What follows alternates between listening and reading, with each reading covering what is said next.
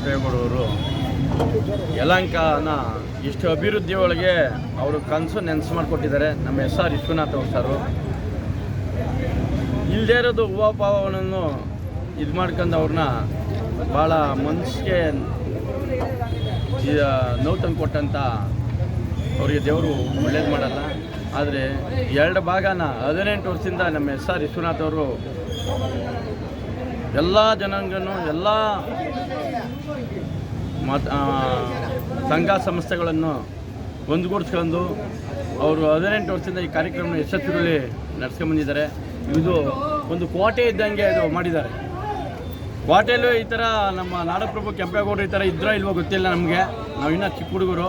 ಆ ಥರದಲ್ಲಿ ಒಂದು ಎಳ್ಳಷ್ಟು ಕೂಡ ಒಂದು ಏನು ತೊಂದರೆ ಇಲ್ದಂಗೆ ಕೋಟೆಯನ್ನು ನಿರ್ಮಾಣ ಮಾಡಿದ್ದಾರೆ. ಅದು ಹೇಳ್ಬೋದು, ಏನು ಅವ್ರು ಮನೆಯಲ್ಲಿ ತಂದು ಮಾಡಿರ್ಬೋದು ಅಂತ ಹೇಳ್ಬೋದು.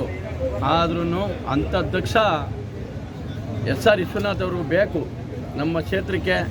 ಎಲ್ಲ ಒಂದು ರೋಡ್ ಆಗ್ಬೋದು, ಒಂದು ಏನೇ ಆಗ್ಬೋದು, ಏನು ತೊಂದರೆ ತಾಪತ್ರೆ ಇಲ್ದಂಗೆ ಇವತ್ತೆಲ್ಲ ನಾವು ಸುಖವಾಗಿ ಇದ್ದೀವಿ. ಇಲ್ಲದೇ ಅಪಪ್ರಚಾರವನ್ನು ನಿಲ್ಲಿಸಿ ಒಟ್ಟಿಗೆ ಎಲ್ಲ ಒಟ್ಟಿಗೆ ಒಂದು ಅಭಿವೃದ್ಧಿಗೆ ಕಾಲ ಹಾಕಬೇಕೆಂದು ಕೇಳ್ಕೊಳ್ತಾ ಇದ್ದೀನಿ ಅವ್ರಿಗೆ. ಈ ಹೂವವನ್ನು ನಿಲ್ಲಿಸಬೇಕು ಯಾರೇ ಆಗಲಿ. ಇವತ್ತು SR ವಿಶ್ವನಾಥ್ ಅವರು ಒಂದು ಮನೆಯೊಳಗೆ ಒಂದು ಕುಟುಂಬದಲ್ಲಿ ನಾವು 4 ಜನ 4 ಅವತಾರ ಇರ್ತೀವಿ. ಇಡೀ ಕ್ಷೇತ್ರನ ಇವತ್ತು ಇಷ್ಟು ಅಭಿವೃದ್ಧಿಯಲ್ಲಿ ತಂದೋಗ್ತಾ ಇದ್ದಾರೆ ಅಂದರೆ ನಮಗೆ ಹೆಮ್ಮೆ ಆಗ್ತದೆ. ಬೆಳಗ್ಗೆ ಇದ್ದರೆ 500 ಜನ ಮನೆ ತಗೋತಾರೆ. ಅವ್ರಿಗೆ ಕಾಫಿ ಊಟ ಉಪಚಾರವನ್ನು ಕೊಟ್ಕೊಂಡು ಒಬ್ಬರನ್ನು ಏಕವಚನದಲ್ಲಿ ಮಾತಾಡ್ದಂಗೆ ಅವರು ಇವತ್ತು ದಿನದೊಳಗೆ ಇಷ್ಟು ಅಭಿವೃದ್ಧಿ ಕಾರ್ಯಕ್ರಮದಲ್ಲಿ ಅವರು ಮಾಡ್ತಾಯಿದ್ದಾರೆ. ಇಡೀ ಕ್ಷೇತ್ರದಲ್ಲಿ ಎಷ್ಟು ಅಭಿವೃದ್ಧಿ ನಡೀತಾ ಇದೆ ಅಂದರೆ ನಾವು ಹೇಳಕ್ಕೆ ಸಾಕಾಗ್ತಾ ಇದ್ದ.